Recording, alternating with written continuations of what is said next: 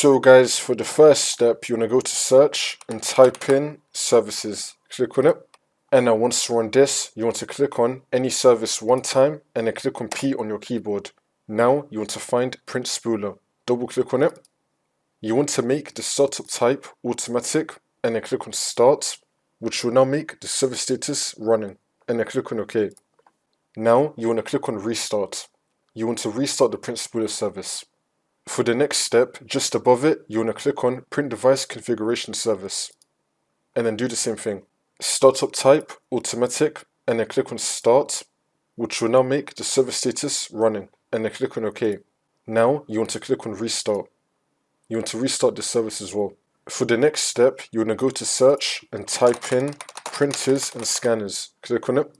And now once you're on this, you want to click on add device. It's now going to start scanning for your printer. If it's been detected, you want to add it.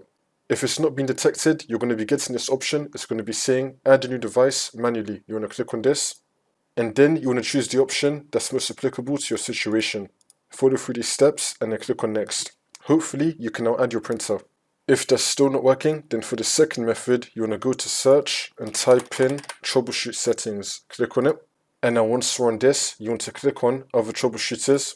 And now you want to find printer. Click on run. And now once you're on this, you want to scroll down.